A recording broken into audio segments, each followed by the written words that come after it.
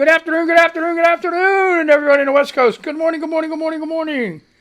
Everybody else in between this great, big, beautiful country of ours. How the hell are you doing? What do you know? What do you say? What's up? What's happening? Oh, my God. What time is it? Ooh, kind of underwire. I guess we're all right. Oh, my gosh. Ugh. I'm exhausted. 1 minute. I can't believe this. This is why it's Mangled News, folks. 1 minute before I have to go on the air, I'm looking around. Where's my coffee? Oh, man, I forgot my damn coffees. Then I get over there, grab the coffee, and I get ready to come back, and I gotta pee. I'm like, oh, man, come on. So, anyway, that's got to be the fastest pee ever. It's insane. Didn't even get a chance to. Well, I did shake it, but I don't know. It's just crazy shit. So anyway, we're reading Project 2025, and we're at the beginning. Okay, pretty much the beginning. Wait, shit, you could be halfway through and still be at the beginning. Freaking play things so long. But anyway, they're talking about the different pillars. Promises, okay? Where are it? Conservative promise. And they read Promise 1. And it was about the American family and getting rid of all the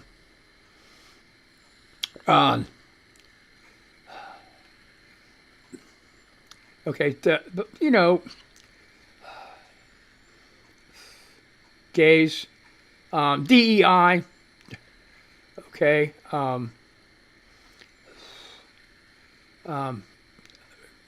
gender-sensitive abortion, reproductive health, reproductive rights, and other terms used to deprive Americans of the First Amendment rights out of every federal rule, agency, regulation, contract, grant, whatever. Okay, so now we're moving on to pornography. Okay. And I urge everybody, please, if you get a chance, download it. And my thing was, in the very beginning, when people started talking about it, I'm like, no, that's insane. It's not going to happen. It's not, because Trump's not going to win. Now, if you believe the media, it's like, whoa. It's and Kamala Harris is saying the same thing, that it's a close race. And you can't trust, people are jerking around with these electors and voting rights and everything else and making it harder for people to vote in these different states. I'm really kind of worried. Now, if you saw the debate last night with J.D. Vance and Walz, he held his own. I think he did a damn good job. I didn't watch it right away. I watched the first 5 minutes, got sick of J.D. Vance, and I was like, look, I'll just record it and watch it later. I got better shit to do. So, and that's what I did. And I ended up till 1 o'clock this morning. Watching it. And they still won't admit to Trump losing the 2020 election. That's, it's so ridiculous. And if you saw CNN this morning, they had Corey Lewandowski on, Republican. And same thing, they got in a big heated debate about the election. About, and we're going forward, not looking back. We're not looking back. We want to go forward. You know why? Because they don't want to say they lost. They don't want to say, and then he tried to say Hillary Clinton did the same thing. And no. And good thing he was the MC on there. He said that the host said that, hey, you know what? I was with you guys when she called and ceded the election to Donald Trump that night. So don't say she didn't. Okay, so anyway, they got big in mind. All right, so we're going into pornography paragraph of this, of the, what is it? The first promise. Restore the family as the centerpiece of the American life and protect our children. All right, let's just go. Okay, pornography manifested today in the omnipresent propagation of transgender ideology and sexualization of children. For instance, it is not a political Gordian knot, inextricably binding up desperate claims about free speech, property rights, sexual liberation, and child welfare. It has no claim to First Amendment protection. Its purveyors are child predators and misogynic exploiters of women. Okay, this is like projecting like son of a bitch. Their product is as addictive as any illicit drug and as psychologically destructive as any crime. Pornography should be outlawed. The people who produce and distribute it should be in prison. Educators and public librarians who purvey it should be classed as registered sex offenders. And telecommunications and technology firms that facilitate its spread should be shuttered. Now, let's think of all the porn bots on X and these other social medias. And Elon Musk is promoting that kind of stuff. And they're blaming, and it's just, propagation of transgender ideology, sexualization of children. I don't know. It seems like every priest and right-wing nut job is being arrested for sexual abuse of children. And Okay, so anyway. In our schools, the question of parental authority over their children's education is a simple one. Schools serve parents, not the other way around. That is, of course, the best argument for universal school choice, a goal all conservatives and conservative presidents must pursue. But even before we achieve that long-term goal, parents' rights as their children's primary educators should be non-negotiable in American schools.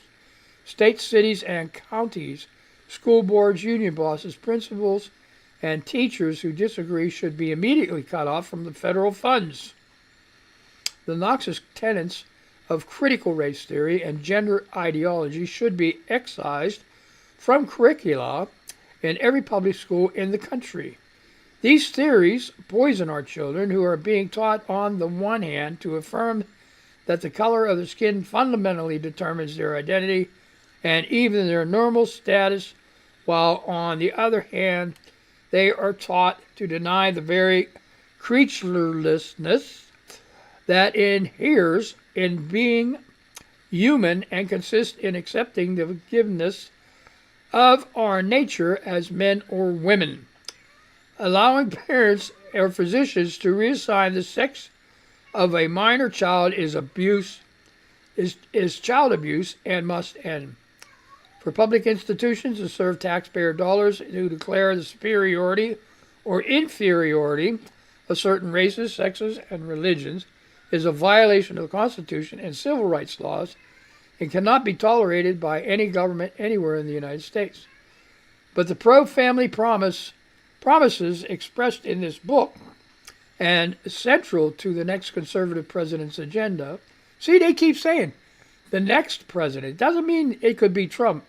It could be the next president, 2029. But the pro-family promises expressed in his book and central to the next conservative president's agenda must go further than a traditional narrow definition of family values. Every threat to family stability must be confronted. This resolve should color each of our policies. Consider our approach to big tech.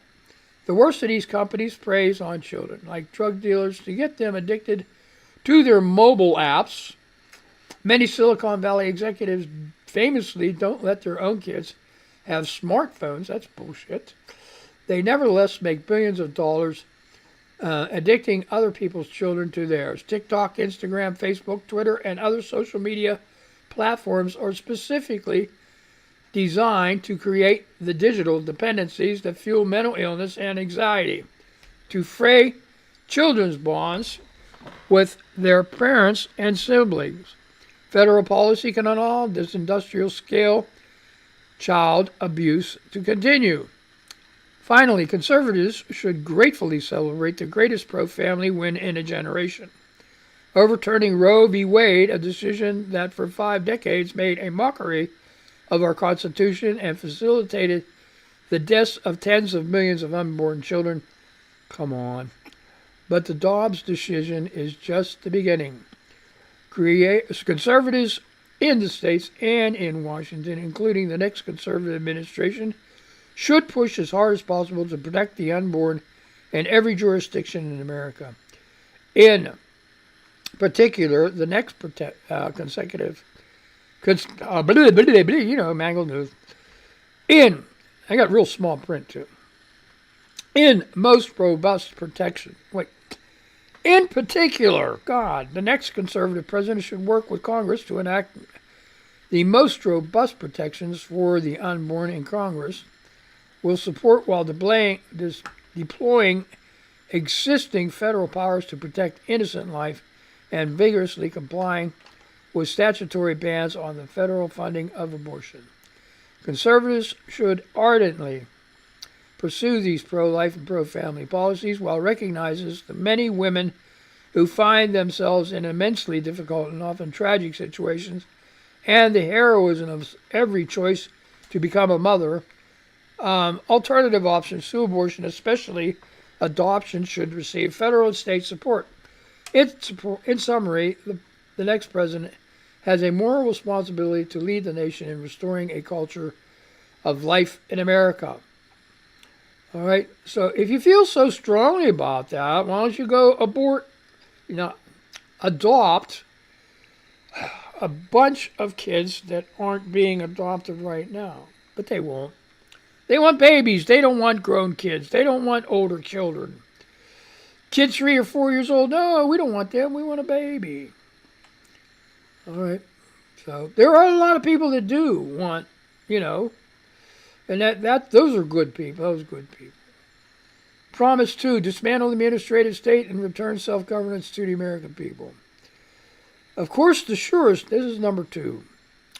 Of course, the surest way to put the federal government back to work for the American people is to reduce its size and scope back to something resembling the original constitutional intent. Conservatives desire a smaller government, not for its own sake, but for the sake of human flourishing.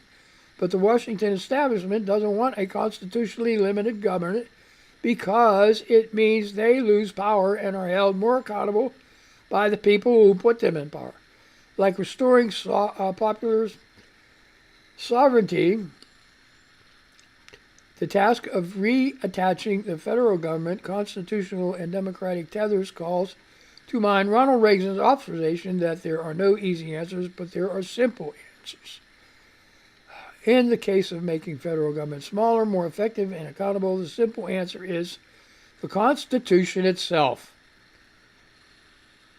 All right, here you go. The surest proof of this is how strenuously and creatively generations of progressives and many Republican insiders have worked to cut themselves free from the strictures of the 1789 Constitution and subsequent amendments.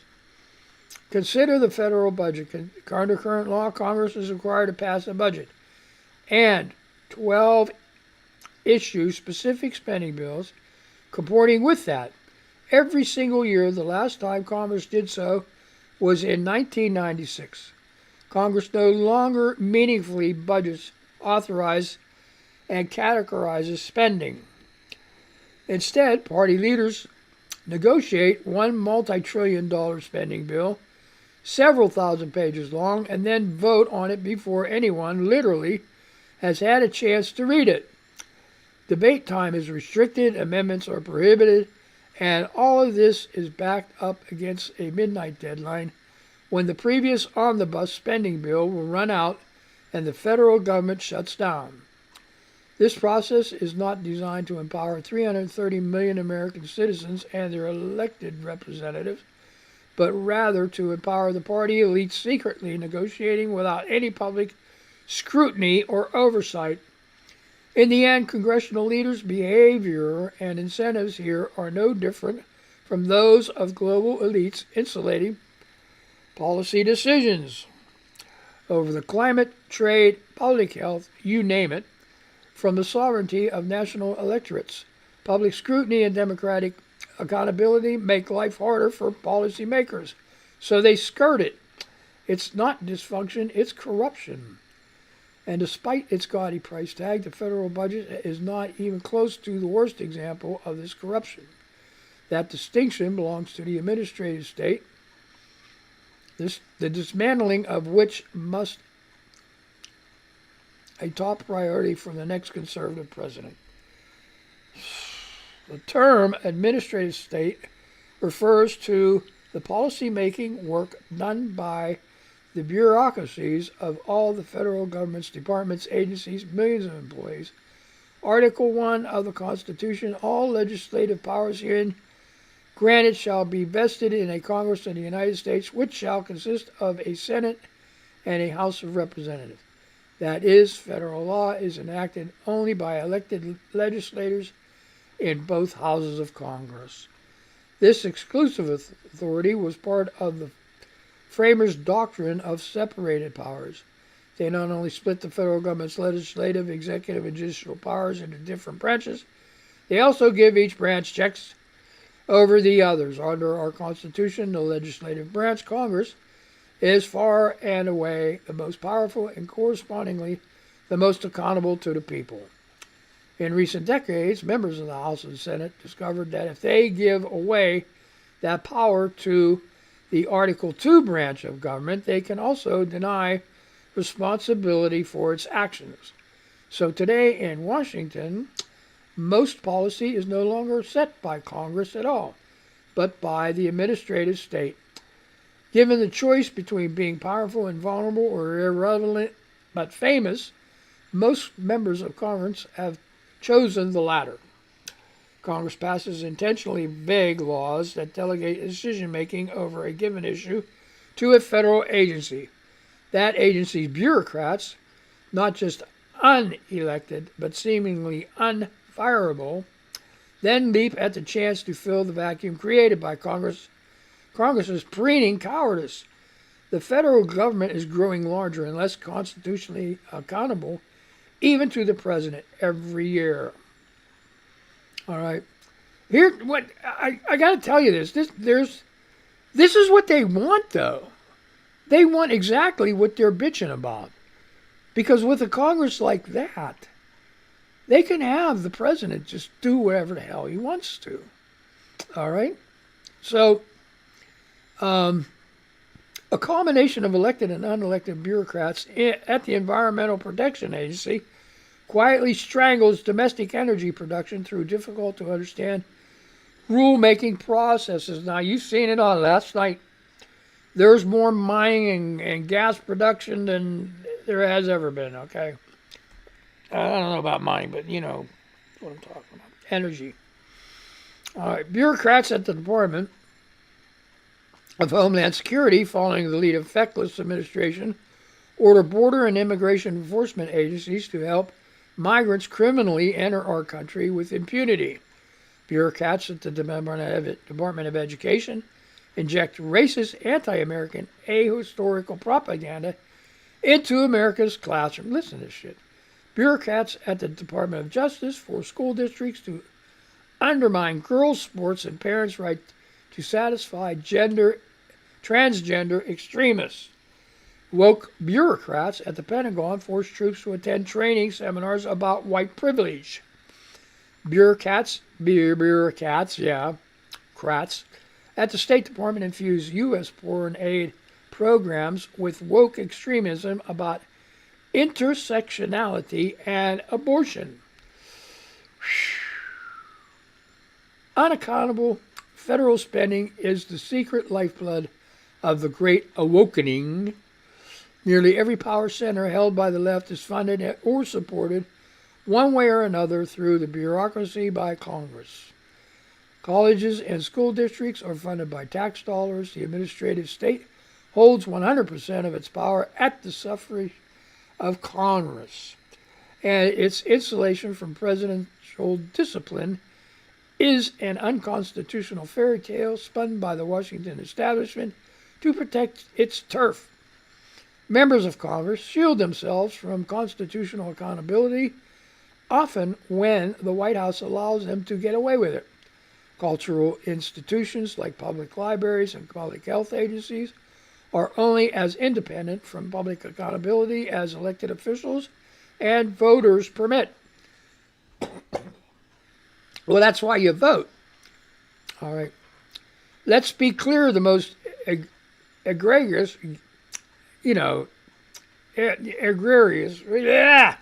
egregious.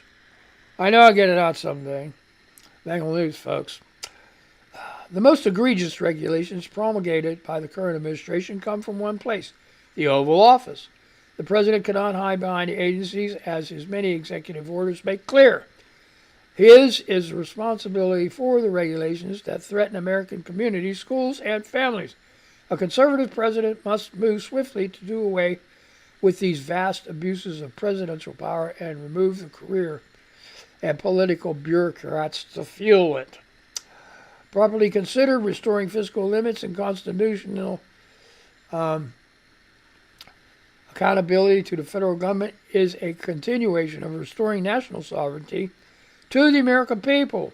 In foreign affairs, global strategy, federal budgeting, and policy making, the same pattern emerges again and again. Ruling elites slash and tear at restrictions and accountability placed on them.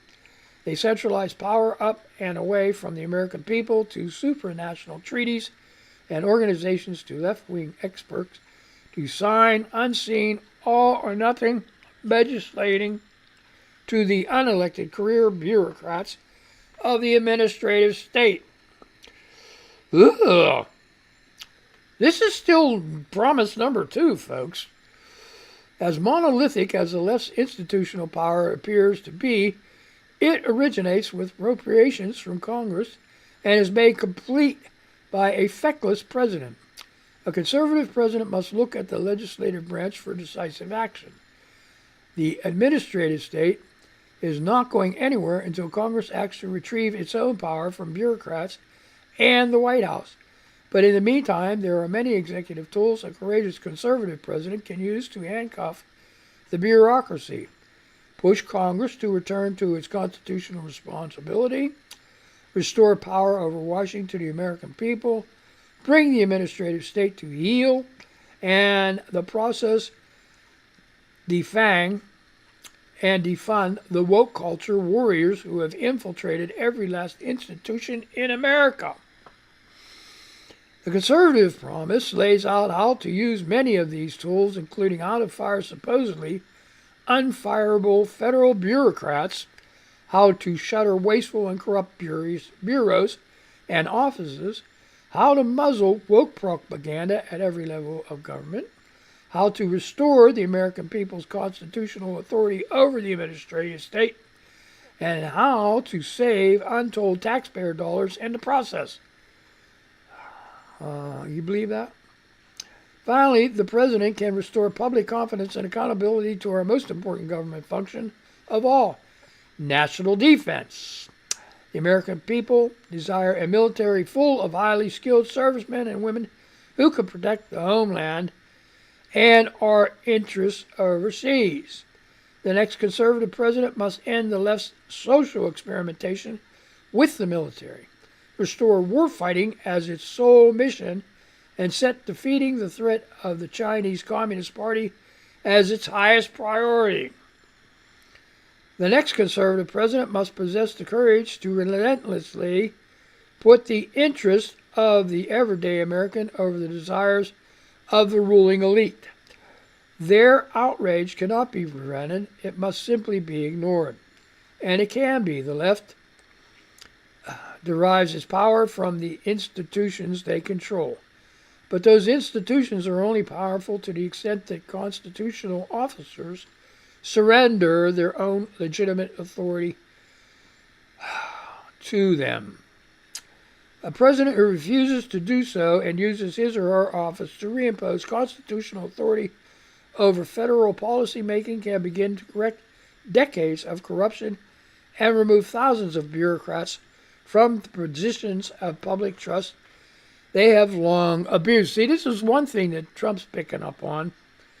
Get rid of all the people and then put people that are favorable to him in their place. Oh, boy.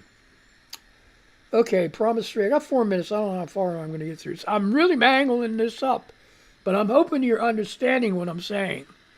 And see bits and pieces of where Trump is picking out and other bits and pieces where they're just blowing smoke up people's ass, okay? Promise 3, defend our nation's sovereignty, borders, and bounty against global threats. The United States belongs to we the people. All government authority derives from the consent of the people, and our nation's success derives from the character of its people. The American people's right to rule ourselves is the obverse of our duty. We cannot outsource to others our obligation to ensure the conditions that allow our families, local communities, churches, and synagogues and neighborhoods to thrive. The buck stops with each of us, so each of us must have the freedom to pursue the good for ourselves and those entrusted to our care. To most Americans, this is common sense, but in Washington, D.C. and other centers of leftist power, like the media and the academy, this statement of basic civics is branded hate speech. Progressive elites speak in lofty terms of openness, progress, expertise, cooperation, and globalization, but too often these terms are just rhetorical Trojan horses concealing their true intentions, stripping we the people from our constitutional authority over our country's future. America's corporate and political elites do not believe in the ideals to which our nation is dedicated: self-governance, the rule of law, and ordered liberty. They certainly do not trust the American people, and they disdain the Constitution's restriction on their ambitions. Instead, they believe in a kind of 21st century Wilsonian order in which the enlightened, highly educated managerial elite run things rather than the humble, patriotic working families who make up the majority of the elites contemptuously call flyover country. Okay, I got a minute and a half. The Wilsonian hubris has spread like a cancer through many America's largest corporation, its public institution, and its popular culture. Those who run our so-called American corporations have bent to the will of the woke agenda and care more for their foreign investors and organizations than their American workers and customers. Today, nearly every top-tier university president or Wall Street hedge fund manager has more in common with a socialist European head of state than with the parents at a high school football game in Waco, Texas. Many elites' entire identity, it seems, is wrapped up in their sense of superiority over those people, but under our Constitution, they are mere equals to the workers, more equals of the workers who shower after work instead of before. All right, I got 15 seconds, but this is like, they're just laying it out in these promises of what they're going to do. All right, so I'm running out of time. I'm out of time. I got 5 seconds left.